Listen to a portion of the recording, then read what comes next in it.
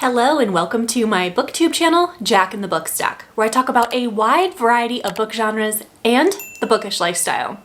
Today specifically, we're not talking about a wide variety of genres, we're talking about one genre, and that is fantasy. Now, I'm newer to this genre, and I'm loving the experience, finding out what I like, dislike, the tropes, the writing styles, all that kind of stuff. But one thing is for certain, there are a lot of series in fantasy, and they could be not so often 2 books, definitely 3 books, 5 books, 14 books. They could be quite the time commitment.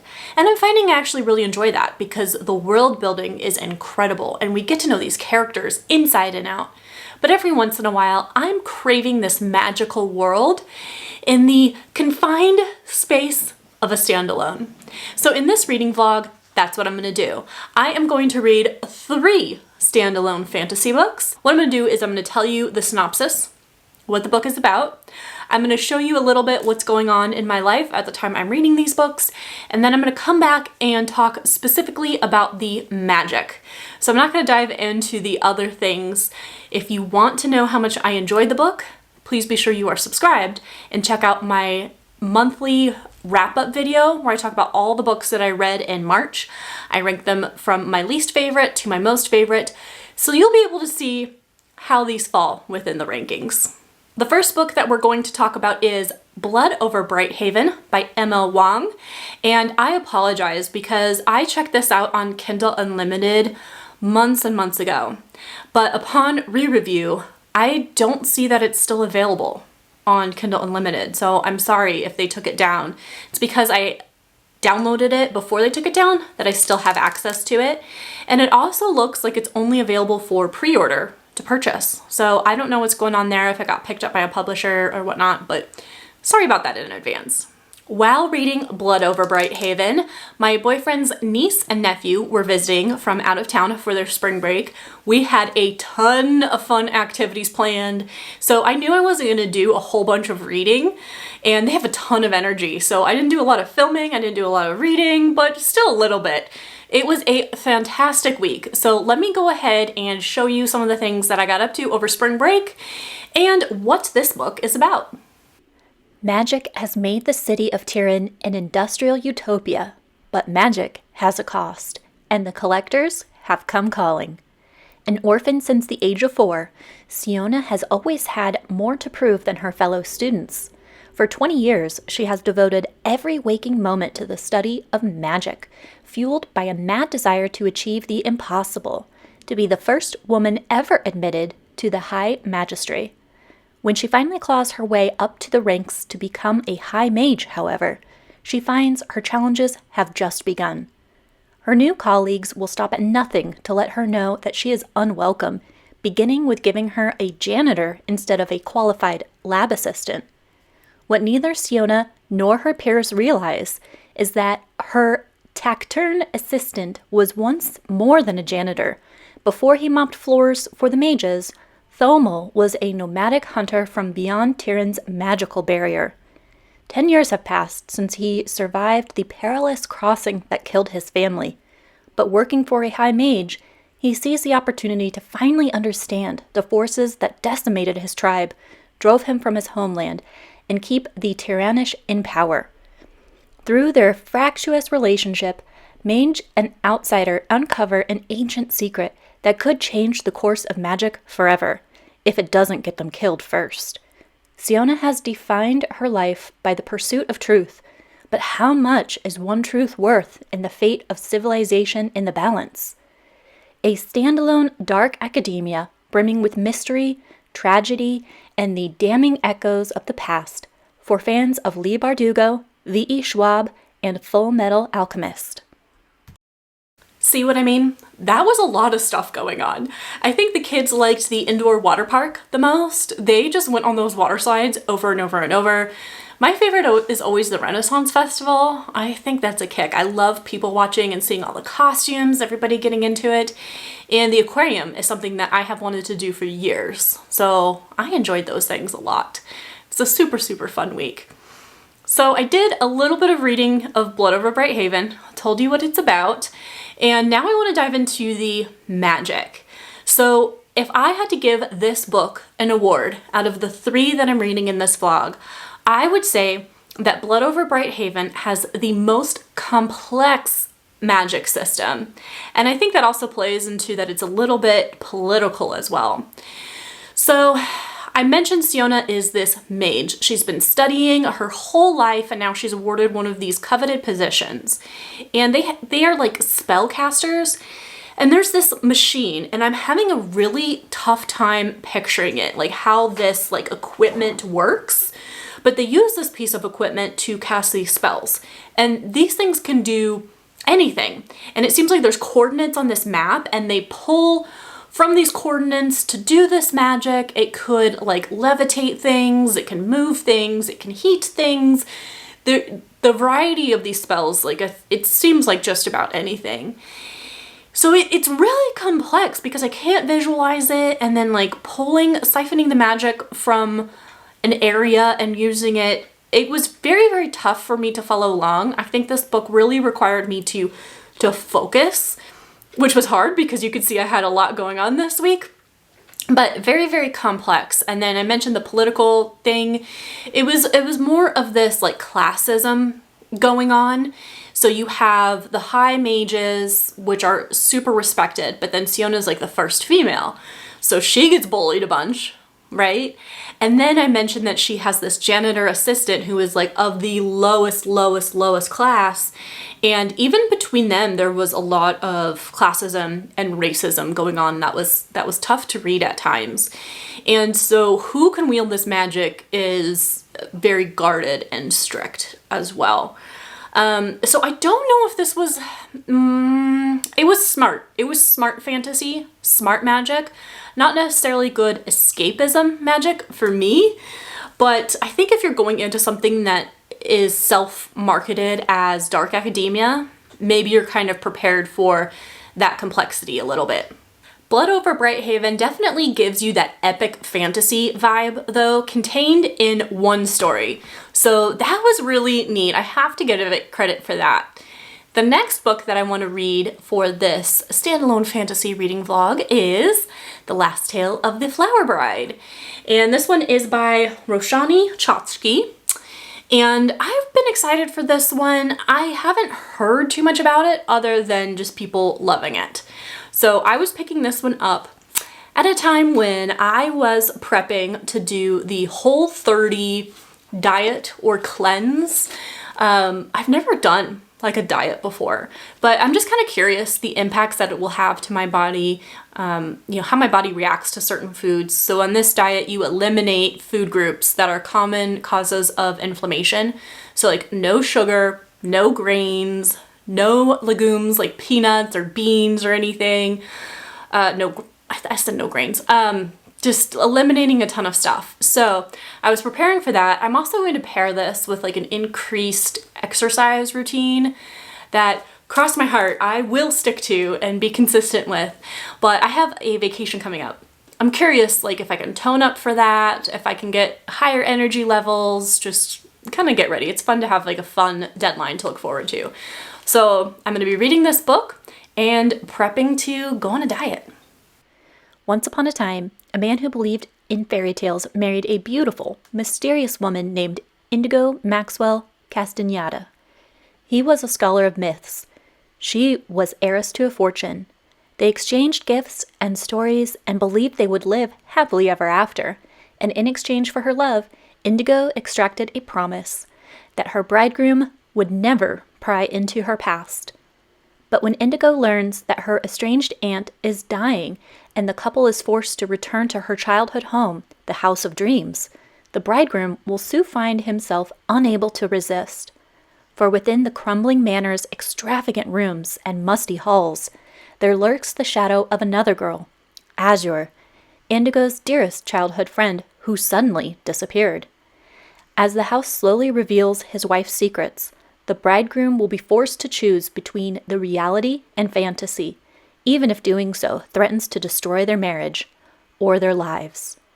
Combining the lush, haunting atmosphere of Mexican Gothic with the dreamy enchantment of the invisible life of Addie LaRue, The Last Tale of the Flower Bride is a spellbinding and darkly romantic page-turner about love and lies, secrets and betrayal, and the stories we tell ourselves to survive.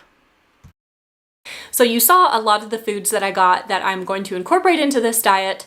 As of filming right now, it is day 2 that I'm on this diet, and my mind is playing tricks on me because like I love all the foods that I'm eating, but all I can think about are the things that I can't have. And now my body is playing tricks on me saying that I'm starving, but it's like I'm eating all day. Like I don't need more food. I'm just thinking about the things that I can't have.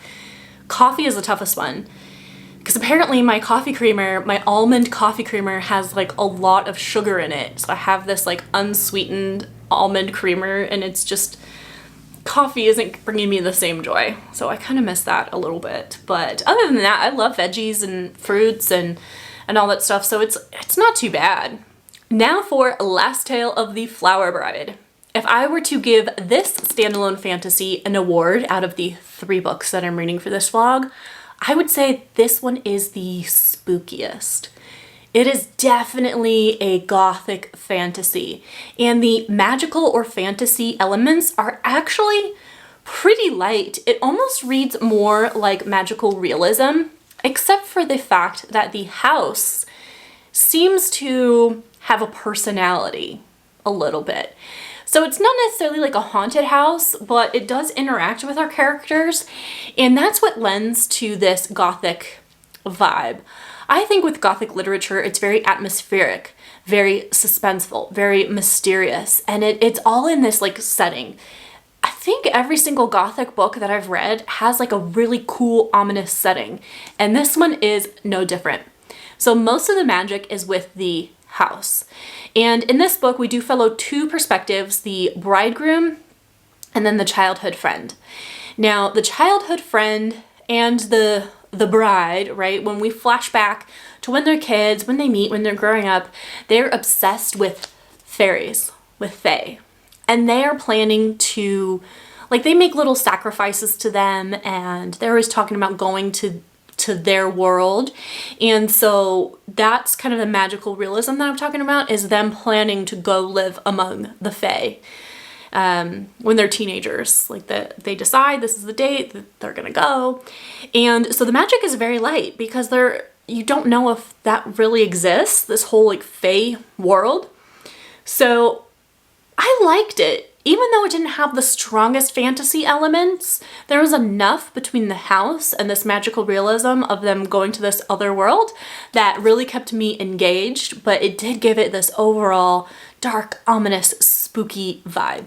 The 3rd and final standalone fantasy book that I'm reading for this vlog is Swordheart by T Kingfisher.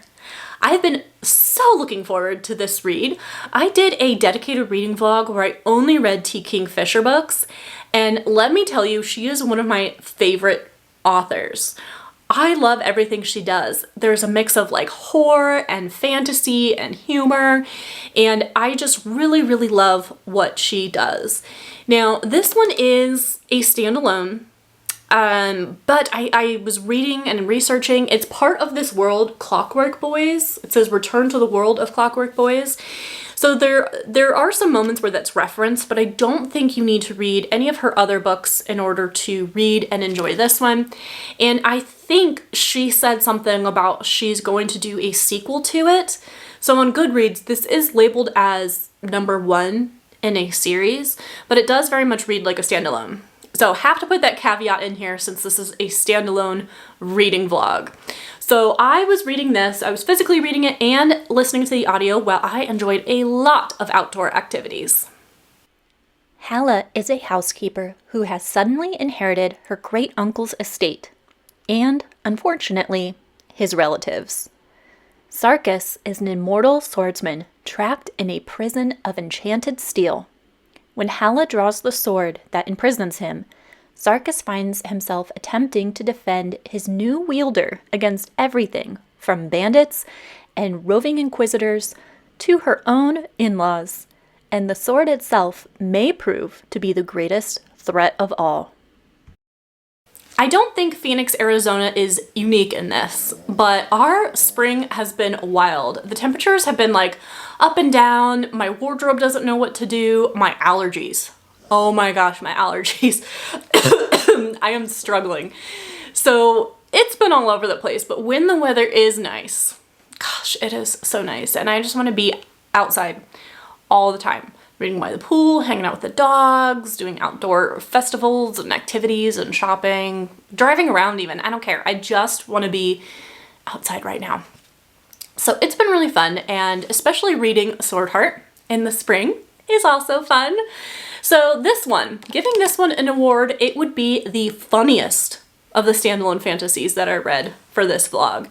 The humor was top notch. I mean, I expect nothing less from T Kingfisher, because a lot of her books, not all of them, but a lot of them have humor and sarcasm, and it's not always easy to convey that through writing, but she does it expertly. Her characters are so charming and funny.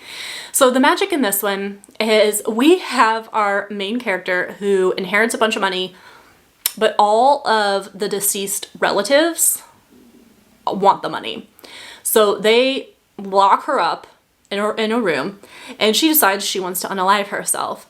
So she takes out a sword to do this, and it's funny. Like, it's so weird to say that this scene, when she's thinking about doing this, is funny, but she's sitting there like, how am I gonna, this sword is huge, like, how am I gonna stab myself, and where do I just like run towards it? Really hilarious. So anyways, when she takes out the sword, this being appears.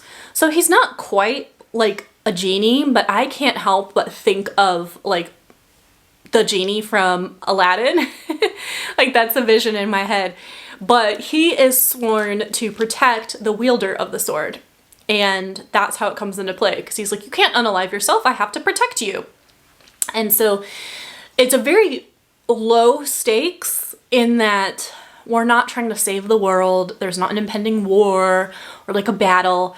We're talking about this young woman getting her rightful inheritance and outmaneuvering the family that wants to take it from her or unalive her so that the funds go wherever. Like those are the stakes that we're dealing with. And so the magic is really in this like genie guy. But it's also really fun. I like the experiments that they do to see how the magic works. So it's a big mystery how he got trapped in the sword and what the constraints are around this. So you learn that he can be injured or even killed, but as soon as the sword goes back in the sheath, like, he regenerates. And so they do these experiments to have him like pee in a bottle and then see if he goes back into the sword, like, what happens? Like, can he leave anything behind, right? And so what happens if you pee in a bottle and then you go in the sword for 5 minutes, 10 minutes, 20 minutes? Like, does it disappear? You know, if you eat a bite of an apple and then go in the sword, will the apple like regenerate and grow back? And so that was a fun magical element to this while adding to this humor, because again, lower stakes and you're just experimenting to see how the magic works. So very intriguing. I think this is a fantastic standalone fantasy. And again, it's kind of like standalone because I think there's other mysteries that are kind of introduced that you can see they're going to explore in future books. And they do mention the Clockwork Boys, like there's conversation with other people where they're talking about these characters. But I haven't read those either, and I didn't feel lost. I just kind of skimmed past it because I wasn't sure what they were referencing. I don't think it spoiled any of those books for me. But still very interesting, great magic, and this was a great escape read because of that humor. Well, those are the 3 standalone fantasy books that I read for this vlog, for this spring break reading vlog. And, you know, depending on what you're looking for, I think there's something here for you, whether you're looking for spooky, funny, or very complex magic that gives you that epic fantasy feeling. I think there's something for you within this stack. So hopefully that gives you good guidance, and don't forget to subscribe so you see my March ranking video to see how I rank these against each other. Overall, how much did I like these books? Which one was my favorite? You will have to stay tuned. But if you are still watching the video at this point, Can you please drop, is there a bacon emoji? I think there's a bacon emoji because I got like bacon grease all over my shirt this morning, which I can have bacon on my Whole30 diet, sugar-free bacon, but it's like, I don't know if you guys can see it, but I certainly can, and it is driving me crazy. So if you're still watching, please leave the bacon emoji. And until the next time, I hope you are reading all 5-star reads. I will see you in the next video.